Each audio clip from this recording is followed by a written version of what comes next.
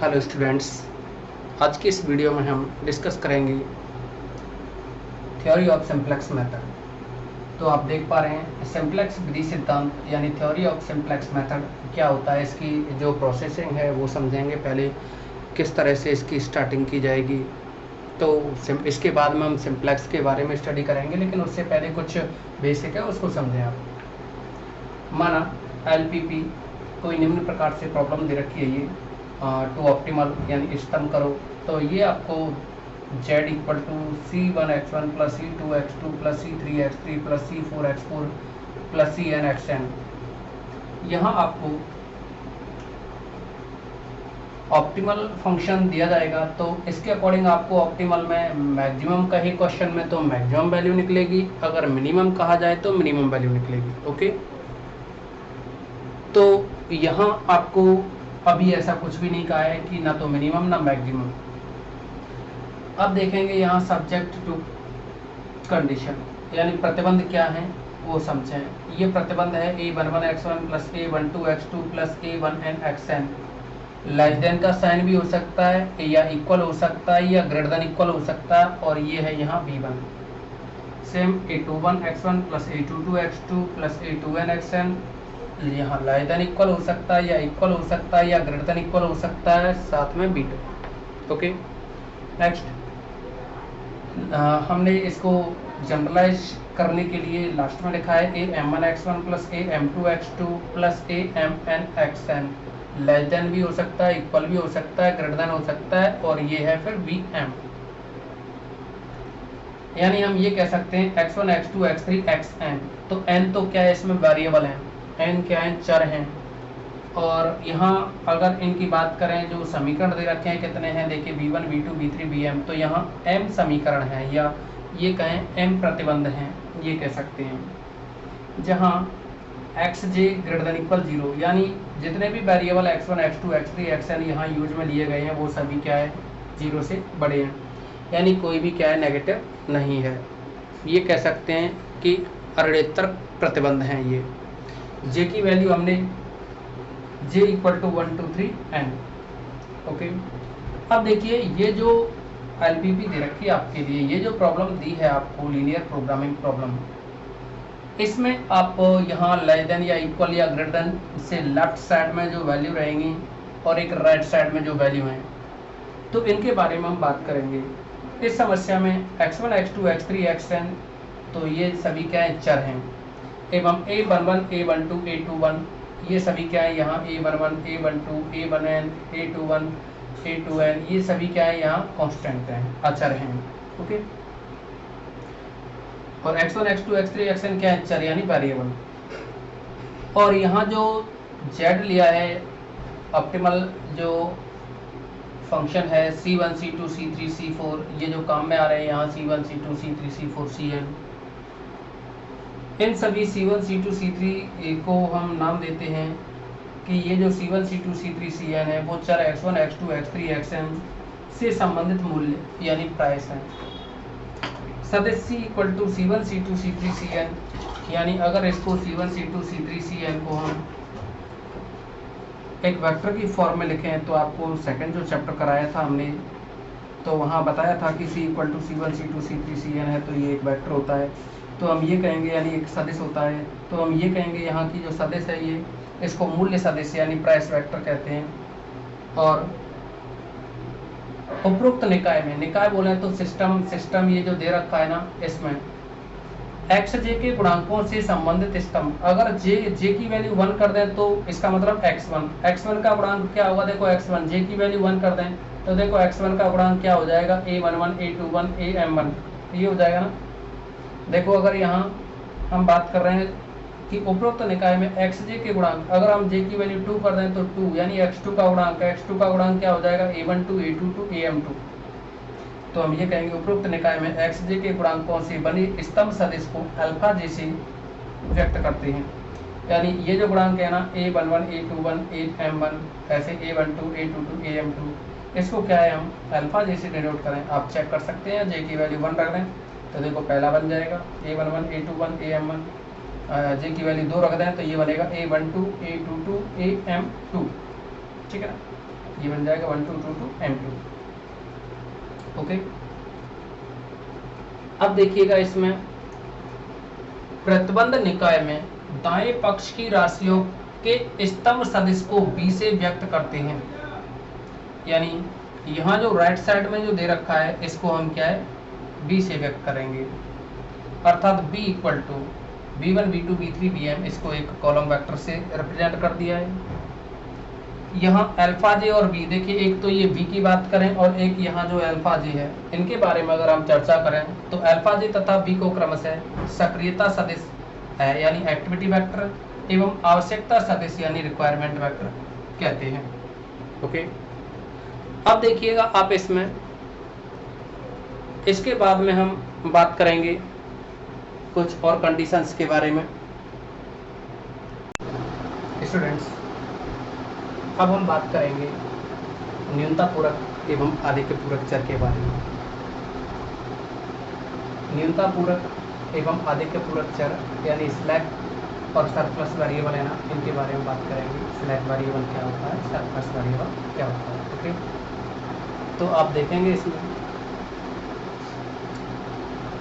कि अगर ये इनइक्वालिटी दे रखी है, यदि असमिका a11 x1 plus a2 x2, या हम ये कह रहे हैं a1 x1 plus a2 x2 less equal सी, तो समीकरण a1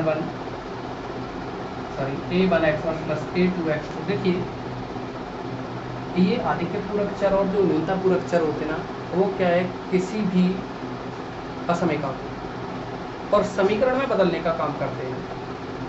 तो आप देखेंगे यहाँ ये जो इनइक्वालिटी दे रखी है अपने पास, यहाँ लेस देन इक्वल है, तो लेस देन इक्वल है तो ये अब इसके इक्वल कब होगा, यानी ये लेफ्ट साइड वाली जो टर्म है ना वो कुछ कम है राइट साइड से, तो अब पता नहीं कितनी कम है, तो हम इसको इक्वल करने के लिए इसमें कोई वेरिएबल जोड़ दें लेफ्ट साइड में। तो लेफ्ट साइड में हमने a1 x1 plus a2 x2 में अगर हमने x3 वेरिएबल को अगर हमने ऐड कर दिया तो ये जो है यहाँ लेस देन इक्वल था वो इक्वल में कन्वर्ट हो जाएगा।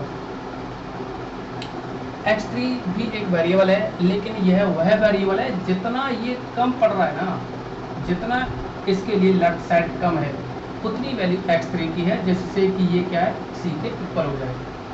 तो यानी इस असमिका को समीकरण में बदलने के लिए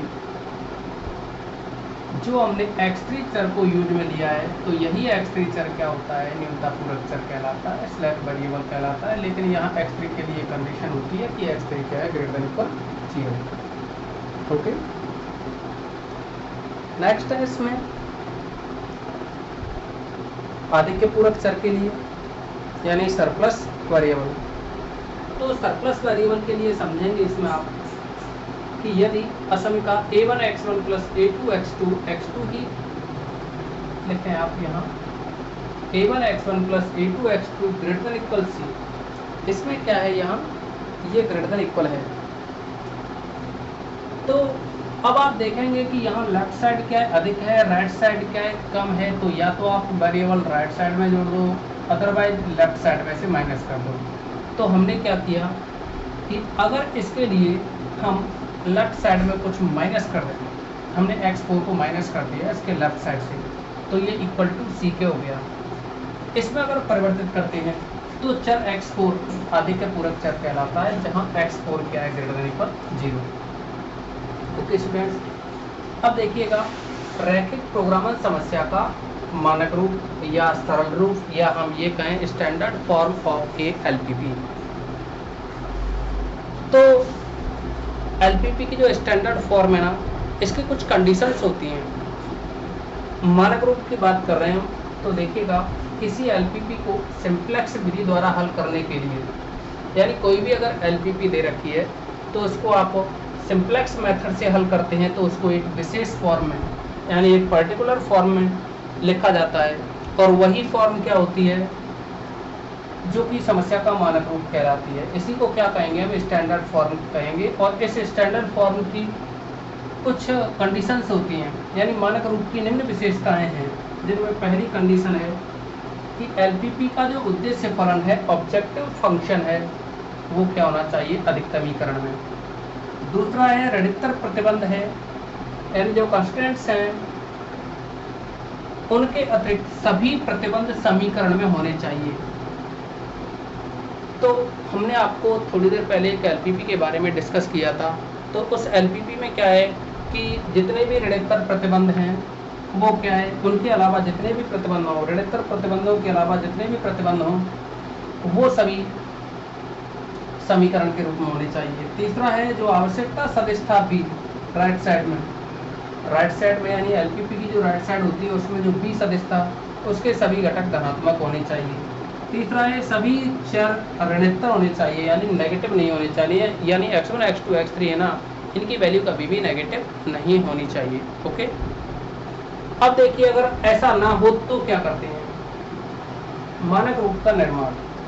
यदि उद्देश्य फलन न्यूनतमीकरण में हो, यानी हम बात कर रहे थे कि एलपीपी का उद्देश्य फलन है वो अधिकतमीकरण में होना चाहिए। अगर अधिकतमीकरण में ना हो यानी न्यूनतमीकरण में हो तो हम क्या करते हैं, तो हम अधिकतम में बदलने के लिए -1 से गुणा कर देते हैं। तो देखिए जैसे कि आपके पास मिनिमाइज z इक्वल टू दे रखा है, यानी न्यूनतम में दे रखा है 2x1 - 7x2 प्लस माइनस का x3। अगर हमें इसे मैक्सिमम में बदलना है तो maximum z star equal to, तो इसमें माइनस से गुणा कर दिया तो ये -2x1 प्लस का 7x2 प्लस का x3। ठीक इसी तरह से सेकंड नंबर की जो कंडीशन रहेगी, यदि किसी प्रतिबंध में b का मान, यानी हम सेकंड नंबर के पॉइंट की यहाँ हम बात कर रहे हैं सी पॉइंट की, आवश्यकता सदिश b के सभी घटक धनात्मक होने चाहिए। धनात्मक अगर नहीं हो तो देखिए हमने यही पॉइंट के बारे में बात की, यदि किसी प्रतिबंध में b का मान, b का घटक ऋणात्मक है तो फिर उसको पॉजिटिव बनाते हैं, और पॉजिटिव बनाने के लिए उसमें भी क्या कर देते हैं, माइनस का गुणा कर देते हैं। जैसे कि कोई भी प्रतिबंध दे रखा है 5x1 प्लस x2 ≤ माइनस का 6। अब हमें ये माइनस का जो 6 है ना, ये b की वैल्यू है और हम इसको पॉजिटिव बनाना चाहते हैं, और इसे पॉजिटिव बनाने के लिए हमने माइनस से गुणा करेंगे तो माइनस का 5x1 माइनस x2 और ये हो जाएगा प्लस का 6। ओके, ये कंडीशन बन जाएगी इसकी। तो अब देखिए इसके बाद में अभी इसकी और भी कुछ कंडीशंस हैं तो उनके बारे में डिस्कस करेंगे। नेक्स्ट देखेंगे स्टूडेंट, इसमें पॉइंट नंबर 3 ए, यदि किसी प्रतिबंध में लेस देन इक्वल है, यानी जो साइन है वो लेस देन इक्वल है, तो LHS में न्यूनतम पूरक चर जोड़कर इसे समीकरण में बदल देते हैं। जैसा कि हम पहले बता चुके हैं आप लोगों के लिए, बस इन पॉइंट्स को एक बार रिपीट करा दे रहे हैं एग्जाम्पल के तौर पर। जैसे कि कोई आपके लिए 3x1 + 2x2 ≤ 5 है, तो यहाँ ये लेस देन इक्वल का साइन है, तो हमें इक्वल बदलना है, तो यहाँ 3x1 + 2x2 में एक वेरिएबल ऐड कर दिया x3, तो x3 ऐड करते ही ये इक्वल हो गया। जहाँ x3 है वो न्यूनतम पूरक चर है और x3 की वैल्यू क्या है, > 0। सेम यहाँ यदि किसी प्रतिबंध में > है तो LHS में आधे के पूरक चर घटाकर समीकरण में बदलते हैं, जैसे x1 + x2 > 9 implies x1 + x2 - x3 = 9। तो यहाँ हमने माइनस किया है x3 को, तो x3 क्या होता है, यहाँ आधे के पूरक चर होता है, यानी इसे हम सरप्लस वेरिएबल कहेंगे। अगला पॉइंट है 4th नंबर का, यदि कोई चर चिन्ह में अप्रतिबंधित है, तो इसका मतलब है कि आपको क्वेश्चन में दिया जाएगा कि x1 अप्रतिबंधित है या x2 अप्रतिबंधित है या फिर x3 अप्रतिबंधित है, और भी कोई वेरिएबल हो x4 वगैरह, तो वो भी क्या अप्रतिबंधित होगा, तो उसके अकॉर्डिंग हमें चलना पड़ता है। तो अगर यहाँ हमसे ये कह दिया जाए कि x1 अप्रतिबंधित है, तो x1 को आप रिप्लेस कर दोगे x1 - -x1 यानी x1 की जगह हम क्या लिख देंगे, x1 - x1 जहाँ x1 और x1 दोनों ही क्या है, > 0 होते हैं। अब अगर ये चारों कंडीशन फॉलो हो जाए तो हम इस प्रकार कह सकते हैं कि इस प्रकार किसी LPP का मानक रूप निम्न प्रकार से परिवर्तित हो जाएगा। अब ये क्या है, हमने जनरल फॉर्म लिख दिया यहाँ मैट्रिक्स की फॉर्म में, जो कि मैक्सिमम z = cx और जो सब्जेक्ट टू कंस्टेंट है ax = b and x > 0। Okay, अब देखिएगा LPP की मूलभूत प्रमेय यानी फंडामेंटल थ्योरम ऑफ LPP। तो इसका स्टेटमेंट आपको याद रखना है। तो ये है, यदि किसी LPP का परिमित स्तंभ विद्यमान है तो कम से कम एक आधारी सुसंगत हल इस्तेमाल होता है। कम से कम एक आधारी सत्संगा तल क्या होता है, इस्तेमाल होता है। ये नोट पॉइंट रहेगा, यदि किसी समस्या का एक सत्संगा तल विद्यमान है तो उसका एक आधारी सत्संगा तल भी विद्यमान होगा। ओके, इन पॉइंट्स को आपको याद रखना है। नेक्स्ट है स्तंभ की कसौटी, यानी ऑप्टिमलिटी की जो कंडीशन है इनके बारे में अगर हम चर्चा करें तो यदि किसी एलपीपी यानी यदि एलपीपी के किसी आधारी सत्संगा तल एक्स बी का मतलब है ये बेसिक सॉल्यूशन, जो बेसिस है ना उसके रेस्पेक्ट में ये सॉल्यूशन है एक्स बी, तो इसको आधारी सत्संगा तल को एक्स बी से डिनोट कर देते हैं।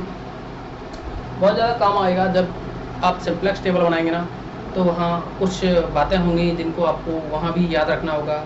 तो एक दो बार अगर जैसे आप टेबल बना लोगे तो फिर प्रैक्टिस में आ जाएगी टेबल बनाना। ओके, तो नेक्स्ट देखिएगा आप, यदि एलपीपी के किसी आधारी सत्संगा तल एक्स बी अर्थात सिंप्लेक्स कलन की किसी पुनरावृत्ति पर मैट्रिक्स ए के प्रत्येक आधारोत्तर सदस्यों के लिए ZJ minus CJ greater than 0, तब एक्स बी एक इस्तेमाल होता है।